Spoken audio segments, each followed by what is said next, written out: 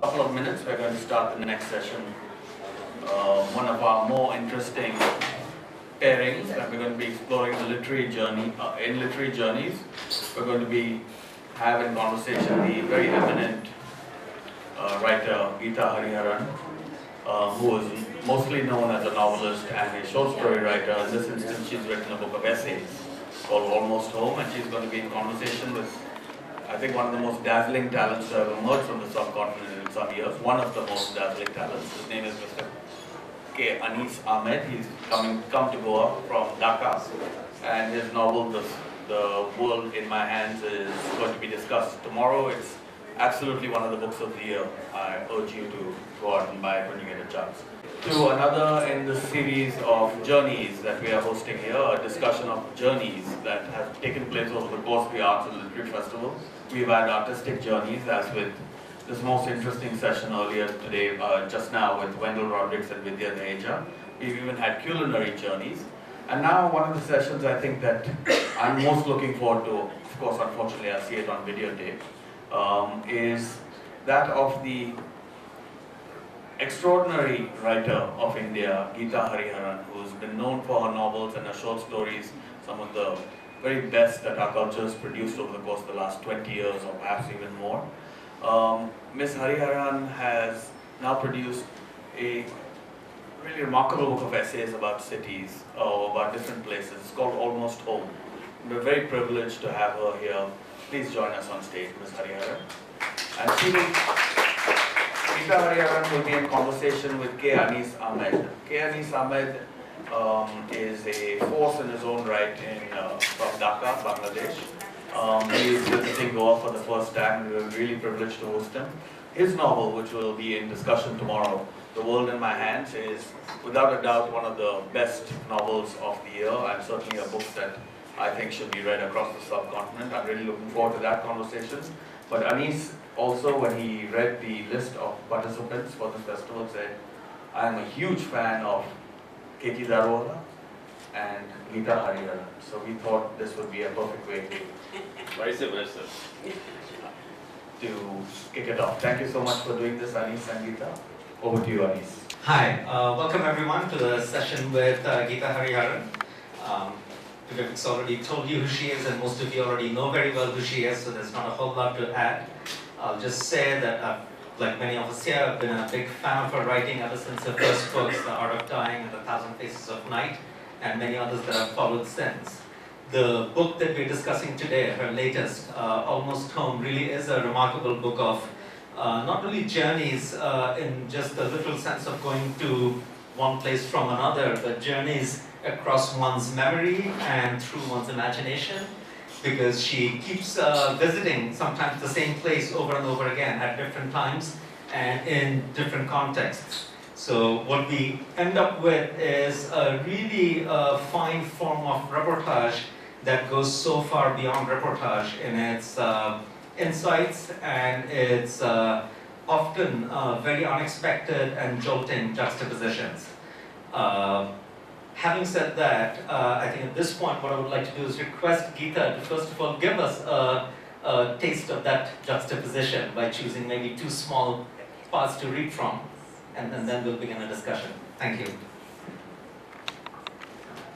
As we will discuss, I'm sure, the next half hour, that this is a book where multiple journeys occur, and all of us live in a crowded place.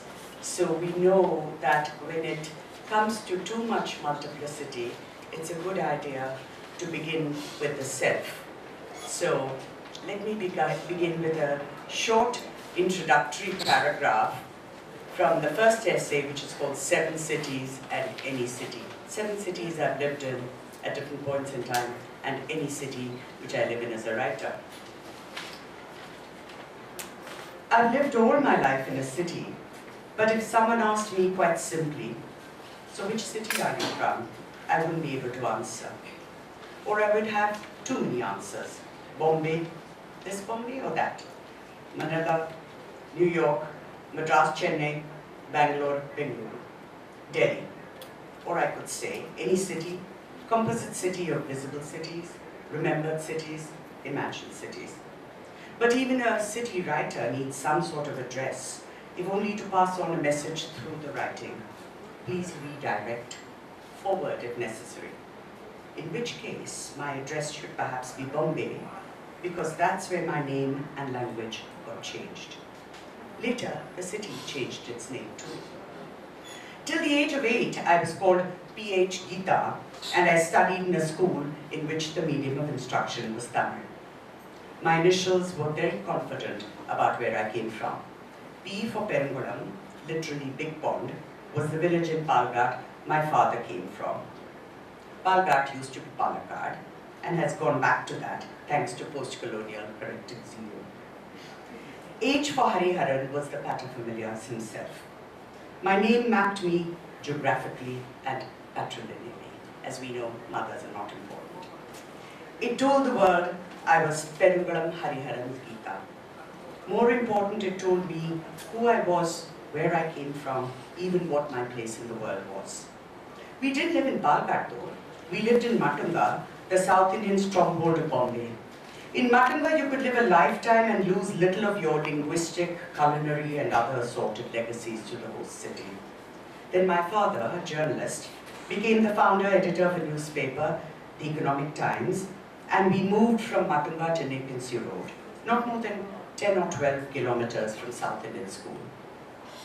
In Nepean Road, a new world populated by Hindi, Marathi, and Gujarati speakers, all of them ruled by Indian English, unfolded for my bewilderment and delight. My sister and I practiced what we imagined was English. This English was a guttural, vowel-hating language. It made us happy because no one but the two of us understood it. But when we were sent to our new school, we discovered that the rest of the world, a place full of perverse people, spoke in English much less exciting and much more exacting than ours. In my first week in the new school, an English-speaking little ogre, the class monitor, and a boy several times my size, said to me, "Your name is PH, so your father's name must be Githa." I didn't need English or his smirk to understand that my stern, all-knowing father was being reduced to a mere girl. My old self was due for a change. I was sent home with a note from my teacher demanding a surname. Since we had no such thing, only the village initial and the father initial, my mother wrote my father's single name on a piece of paper, Hariharan. I was born again, this time without initials. My father was still there, but as a last name. I was no longer his alone. As for Perangulam, the ancestral village, I lost it entirely. Tamil too was soon to be endangered, at least outside the home.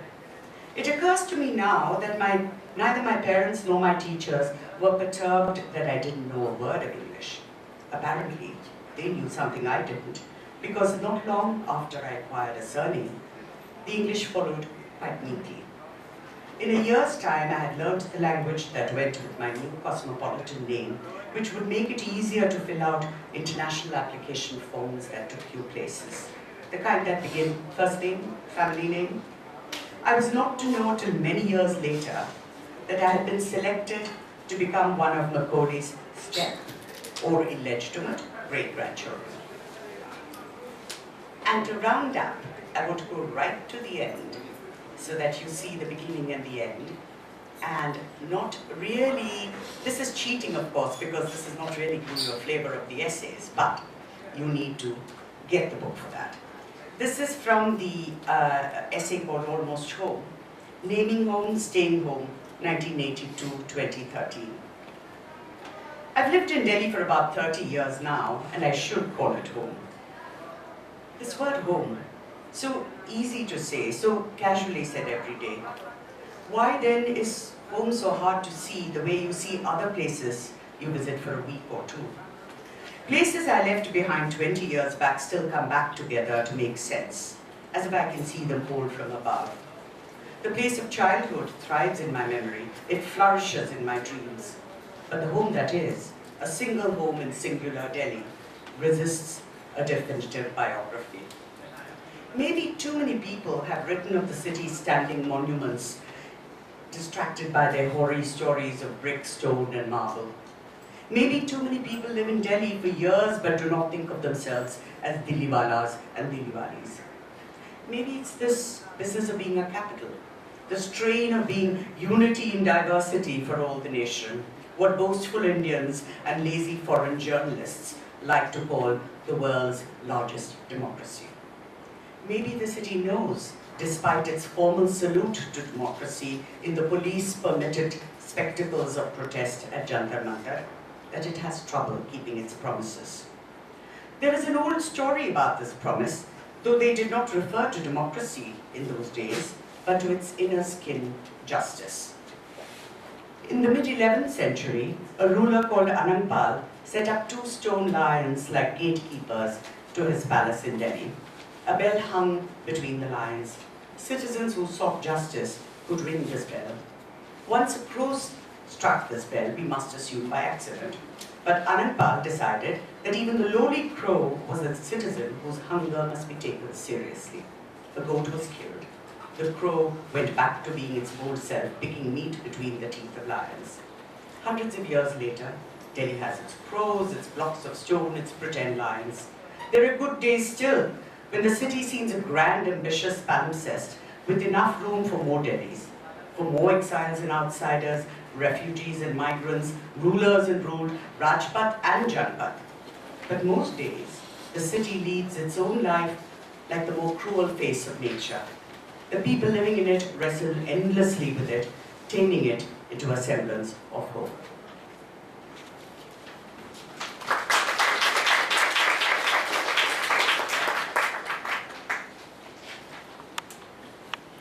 Thank you. And before we started, she asked me, how long should I read for? I said 10 minutes.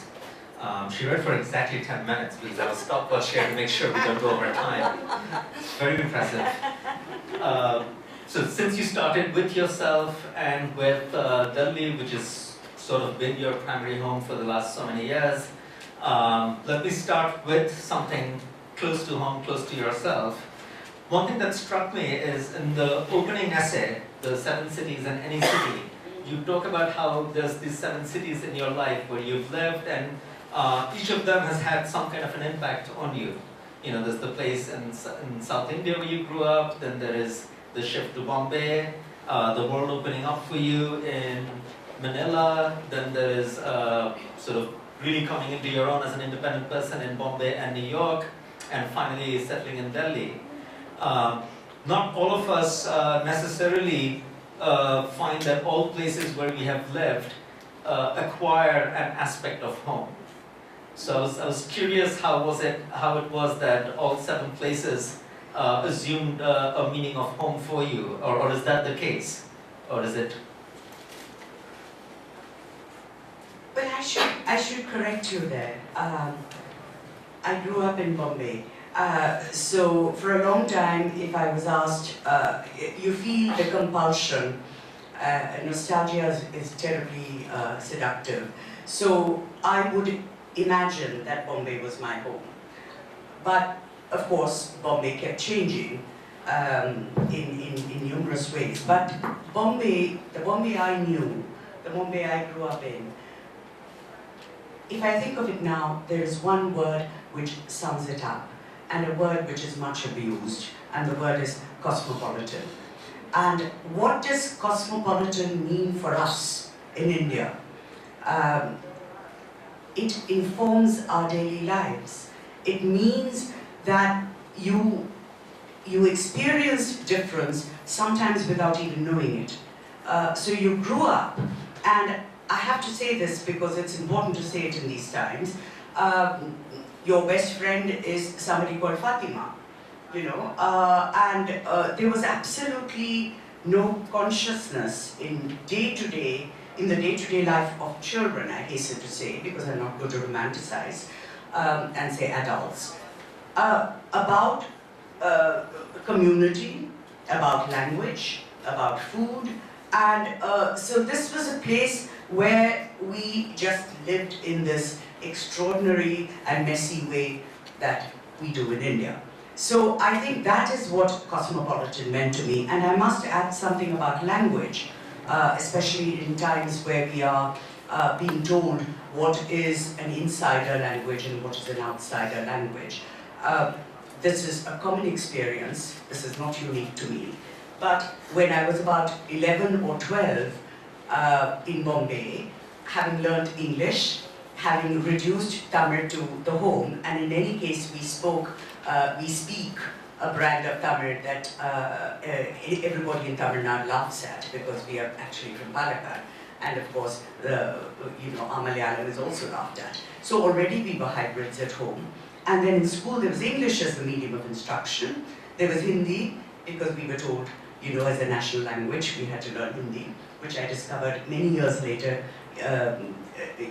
did not work in Delhi. And I had to say I speak Shuddha Bambaya because for the whole concept of Shuddh is so shocking, I think, for a cosmopolitan person, purity. So there was Hindi, there was Marathi as the regional language. You could choose Gujarati if you wanted. And for some reason I've never been able to fathom, we had French, which I also discovered about 25 years later, worked very poorly in France. And I found that I only knew the present tense, which is perhaps a good tense to know. I'm going into this detail because I think in a way, language is the door to other worlds. And I have an essay on Japan in this book, which actually talks about what happens, those of us who grew up in this multilingual fact of life world, what happens when you go to a place where you don't have the home of language at all. Then you have to create the hero of our times, who is of course the translator or the interpreter. Speaking of translators and interpreters, there is of course the literal figure of the interpreter, but reading through your essays, I found that there is another kind of interpreter that you do rely on quite a bit, and not surprisingly at all, and that's literature. All the places that you approach often, and it's not a case of looking at a writer and saying, oh, he already got this place right, or he got this place and I'm following it. A lot of times it's in an oppositional spirit or a sort of interrogating spirit.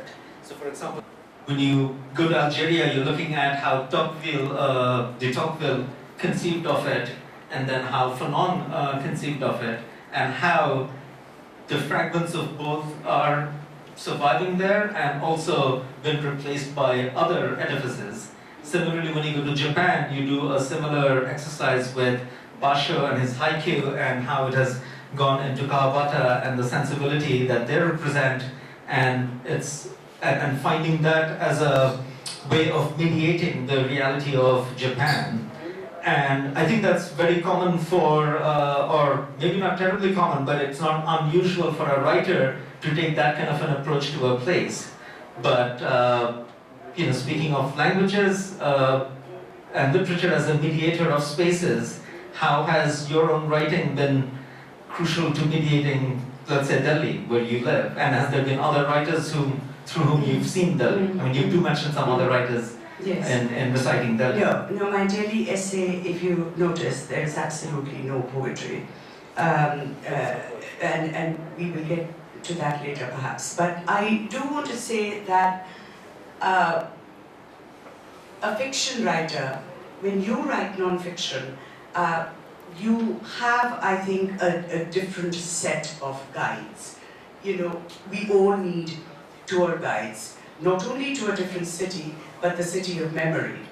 How do you deal with the fact that when you go back to a city in which you used to live, and you are standing there in a corner which is so familiar and yet not familiar, it's as if you have died and come back, and you're watching them, and life is going on.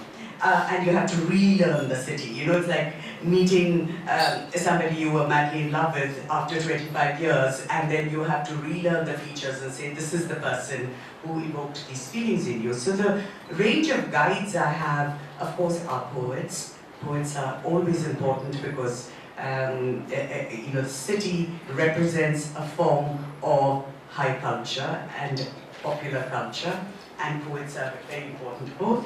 And poets, lovers, because lovers have to find crevices in the city. I mean, I grew up watching those rocks in Bombay, so important to lovers who have no space to sit and talk or to sit together. Presidents, I have George Washington. Presidential ladies, I have Imelda Marcos. Presidential slaves, because George Washington stars in this book not just as a president, but as somebody who wrote about slavery, but in fact relentlessly chased a house slave who left their house. So, and then of course Tocqueville, Fanon, historians, political scientists, revolutionaries, there are farmers from Palestine, and there are homeless children from Delhi. So, in a way, what I was trying to do, and if I may, the key to this book for me was, of course, a wonderful image I got from Italo Calvino's Invisible Cities, where there is Marco Polo, who's been all over the place, constantly on the move, and he's describing all the cities he's been to Kublai Khan, whom I sort of imagine as a large person who knew how to sit still. And Marco Polo talks of all these cities and all their wonders and everything he's seen and all the strange customs and so on and so forth. And it turns out he's only describing his home. All through he's describing Venice. So he has moved physically, but he's looking at himself and his own city. And Kublai Khan, who's sitting there, he might have been thin, but in my mind he's fat, sitting there large and still, is actually racing in his mind because he breaks apart every city Marco is talking of, looks at elements and says, oh, these elements work here, and he reconstructs the cities in his mind. So you have the physical and mental journeys, and it's very hard to say who's the better traveler. So Algeria, for me, I picked on these specific places because each one said something to me. For me, the shock of Algiers was, I was there during their 50th anniversary of independence, and the shock was not only the different kind of colonialism that they've experienced, how different our own colonial experience has been from the settler colonialism, but also how different our own choices were post-freedom movement in terms of the nation we were going to construct. So whereas Algeria chose, they wanted something which would not remind them of France again, but strangely enough, they chose to do a rather French thing, which is that there would be one language, one religion, etc. So, to me, this was extraordinary. It made me see home in a different way, and it made me see choices that other countries have made in a different way.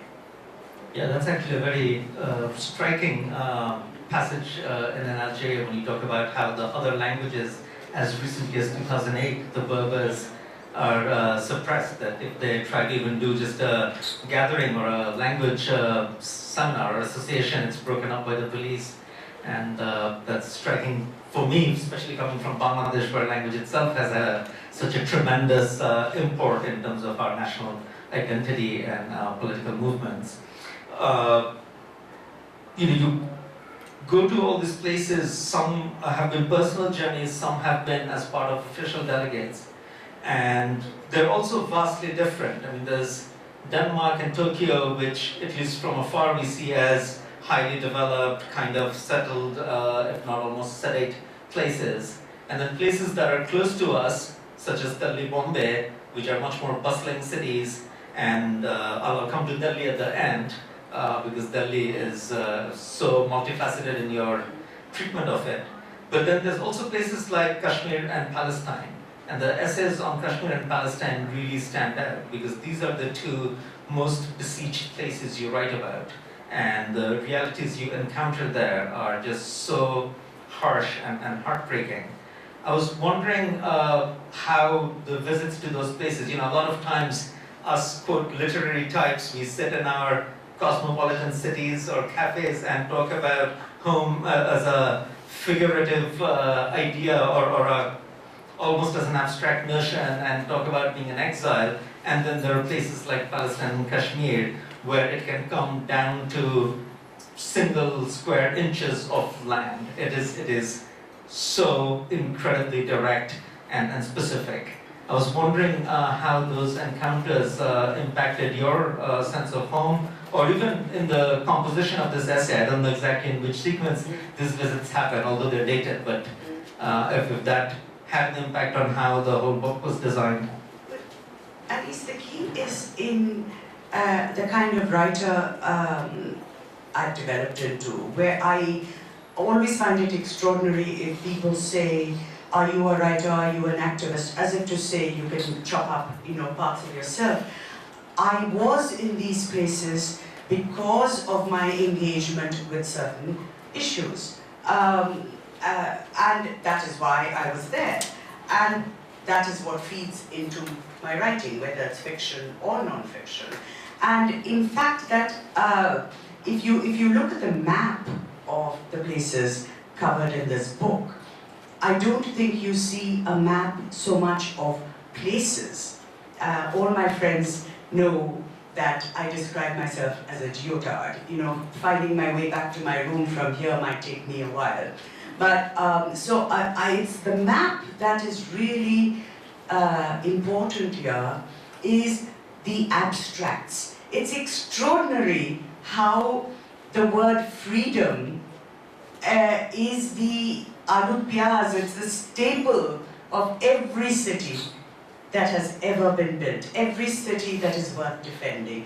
But how differently freedom is constructed. Very often in Kashmir, for example, where for the first time all of us who think we are, we think of ourselves as fair people, all the usual words, secular, liberal, left, whatever you like. But you go to Kashmir, and then when people say with great bitterness, when they show you their wounds from children to grandfathers, and they say, you Indians, you can't help reacting at a very basic level, which is that you have to examine, it is your duty to give voice to what you're hearing. So what Azadi means is not always easy to capture, because it means a lot of things for different people. But what you can capture is the absence of freedom. It's very clear what the absence of freedom is. The absence of freedom is being afraid of the knock on the door. The absence of freedom is being afraid that the child who's gone to school may not come back. Or the absence of freedom is that your man goes missing, and since nobody's dead officially for 7 years, you are what is called a half-widow. Or you have an enforced disappearance. You have an entire language functioning with the absence of freedom. So, that is there. And of course, in Palestine, you are in an occupied land. I have to say at the outset that unlike Algeria, where they barely talk about what used to be called the decade of the dirty wars with the Islamists in the 90s, and there's a lot of unspoken code about where you can go, where you can swim, and so on. Palestine, in our days when Muslims are demonized in a homogeneous way, Palestine is really Mediterranean. And it must be the first time in my life that I got a chance to sing and drink and dance with occupied people. So it's a completely different sort of a culture. And also in Palestine, it was not an academic exercise. I actually got to meet farmers who, for example, there is what the Palestinians call the apartheid wall, and which the Israelis call the security barrier, which is a huge thing. Obama would have seen it from his helicopter when he visited the same week I was there, and we were all confined in Ramallah then. And what the wall does, so here is a house. There was a particular house, especially in Bethlehem, that I would like to mention. It was called Sumud. And Sumud in Arabic means steadfastness. And here is the house, and here is the wall. And we're talking about these old cities, where there have been gateways, the people have journeyed freely. And the children in this house, to go to their school, what took them 5 minutes earlier will now take 45 minutes because they have to go all the way around and they have to stop at the various checkpoints, which are manned and womaned by very, very young Israelis with guns. I can't tell you how significant the Indian passport becomes at that point. And of course, this is a passport which at one time, when we were children, said not valid for travel to Israel and South Africa. But of course, we are in a different India. True. One of the most sort of fetching portraits in the center, and there are many such portraits of people. I think one of the things that really stood out for me in this book, and where you couldn't kind of hide, I think, your fiction writer's imprint, is the vivid characters that you encounter in this many different places. And one of the most memorable for me was this very young girl in Delhi in a shelter. She's from Nepal and she has run away. She's run away multiple times, or at least a couple of times. And she has, when she's asked, she gives different stories each time, or she has several stories depending on the audience, depending on the moment. She is fiercely protective, it seems, of her true self, of her true past or history, and it's an extraordinary character. And in such a brief space you evoke her. And just listening to you talking about Palestine now, one thing that struck me was that even this girl, in a sense, has freedom. You know, when they try to send her to Nepal, she runs away. She can move about in a way, despite the extraordinary vulnerability of her situation, that even grown men in Palestine don't.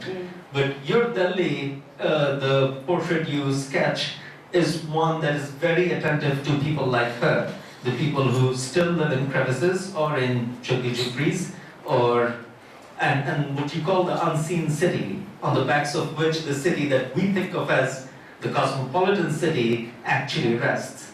So in your daily life, that might not be the city that you literally encounter in, you know, your But definitely benefit from. Yes. So why has it been so important to you to try to capture the unseen city or make it visible? Yes. I do want to say that, you know, between Palestine and the people I met there, the children I met there, and Tara, which is the name I gave this girl, because you can't possibly use her name in a book. The difference, I think, is that, you know, all these were cities of words. So even in Palestine, you have poetry, you know, Darwish and his descendants. Poetry and music that poets, grandmothers, farmers use like little foot soldiers. So they have, in a sense, if you like, a voice as a city. And this homeless child's world, what struck me was here was a city of no words. And here is a city of possible words. Because, you know, when I asked her, where would you like to live? And she said, Shimla. And I said, have you been there? She said, nahi, picture mein dekha hai. And she started laughing. That's the only time she laughed. And she was actually laughing at herself. And she said, I said, suppose you can't go to Shimla, what will you do? She said, Delhi, looking very sad. And she said, she's like, Delhi, there are too many people, it's very poor, and so on. Then she said, but if I keep going to school, I will start writing, and I'm going to write the stories of all the children here and put it in every library in Delhi. So, you know, the aspiring of you know, words and the almost inevitable failure that awaits her. That is one aspect of these invisible cities. But the invisible cities, I decided when I was writing about Delhi that I was going to write about the women I have marched with for the last 30 years but don't know anything about. The working class women I have marched with for various women's causes, democratic causes, and I don't know them personally. And it was extraordinary, actually. I was completely wrong. For years, for 30 years, I thought one particular woman actually is from Kerala. And it turned out that she had come from Burma and was repatriated to Faizabad. And then there was an intercaste marriage Varma marrying a Yadav, and there was a great scandal. And she moved with her electrician husband to Delhi. And she happened to live in a place which is not far from where I live, except there is this great, grand road, the way we do it in Delhi, 8-lane highway called, of course, Nelson Mandela, since we are also very good at gesture. But you see, just scrubland to the side of Nelson Mandela. I didn't even know that there was an entire city there called Kusumpur Pahari. Irony of irony, such a beautiful name. And go into Kusumpur Pahari, there's a lack of people there. And they provide every single service for that entire area in South Delhi. So from girls in call centers and the malls, because you have these very fancy malls adjoining Nelson Mandela Road, to kabadiwalas, tailors, so on and so forth. And this is a very, very interesting space because it's not as if they're not viewed. I mean, officially they're hidden. In Bombay, even Mr. Ambani cannot escape the sight of Dharani from his helicopter or from his ridiculous mansion. But in Delhi, it's possible to hide things, and where you can't hide, as during the Commonwealth Games, the government actually put a whole lot of boards so that we wouldn't suffer from seeing these cities that actually carry our city on its shoulders. But these are thriving, they have houses, they have voters' ID cards, but they don't have water. So you know that they belong to another world because you have jerry cans like sentries everywhere. And no sanitation, I should add, in spite of all our talk about Swachh. I could go on asking more questions, and I'll probably get a chance through the course of this weekend. But at this point, I would actually like to try to bring in the audience. If you have any question, let's have it. If no one's going to raise a hand from the audience, because I don't think anyone's had a chance to read your book yet, I actually do have one more question for you. And this is coming back to literature. For many of, again, us literary types, I have always fancied literature as one kind of home for myself. And I think many of us bookish kids who then grow up to either be writers or continue to be avid readers, that is the case. That it's a place where you find affinities that are missing in your quotidian life or in your direct contacts. But I also wondered sometimes, like, how precious or rarefied is that, and etc. But actually reading your book, especially the example of Darwish, almost confirmed for me that even in absolute extremes, that is a possibility, and it is as valid in our, quote, comfortable situations as it is in very extreme situations. So that was a real revelation for me in the way I experienced your book. But my question isn't about that. That's just one thing I wanted to share with you. The question is about, one of the things I've always enjoyed about your writing is that you write a prose that is, on the one hand, very spare or tightly controlled, but it is so expressive, it is so vivid, it's so evocative and so precise. And you've maintained this style or let it evolve at a time when often I think what I consider to be more overwrought or overripe styles have been much more in vogue. And I kind of couldn't see within the Indian rubric, because it's also a different kind of spareness from, say, the plainness of an Hariharan. It's not the same at all. And I kind of could never quite put my finger on what would be an influence here or an inspiration here. But reading these essays, suddenly Kawabata leapt up to the fore. Any thoughts on that? Yes. Right, the poet is a citizen when you talk about Darwish, and when you talk about people like Kawabata. Not only was that the only way to escape the rumor in Bombay University when I was a young woman that literature is only written by white males from England. So for me, going down Sophia College Lane and finding a hole in the wall, which should be, of course, given deemed university status now, And discovering Russian novels, that you were allowed to have an excess of sensibility, you were not being an Indian jungli, or discovering the Japanese sensibility, that you could hint, that you could suggest, that you could have the poetic in prose without its being, pretty lyrical, that it could be muscular. I think these were the things I learned from these writers, and specifically poets. I want to ask. Yeah, please. Actually, I am doing my PhD on power game, and I have taken one of your novel, In Times of Siege. So, how do you see power game in this novel particularly? Because it is a fantastic novel. You are connecting the protagonist, how he struggles with one unit, the religious unit, whatever it is. But how do you see, because I am connecting your novel with Foucault's theory of power. So how, as an author, how do you respond to this power game in this particularly this novel? I must tell you, I'm only a novelist. So I will leave it to you to connect my little novel with Foucault. I'm sure you will not get your PhD if I advise you on that.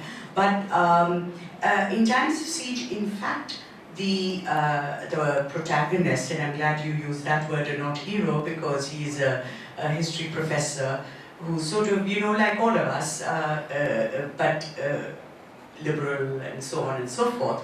But of course, when the fundus, as I call them, the Hindu fundus are at his door from the Itihas Suraksha Manch, history needs protection these days, he actually is forced to take a stand, and he's not particularly heroic, as most people are not.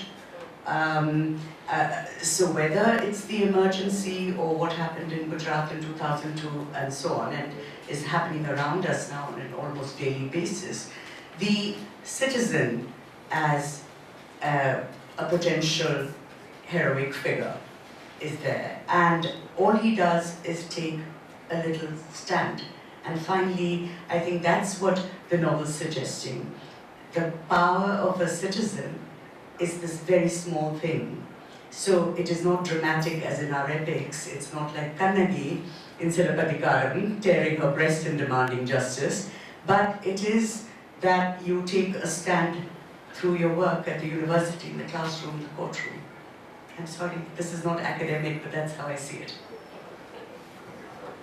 I think we're out of time, but we'll be stepping out, and maybe if you still have questions for Githa, you can catch her in the corridor.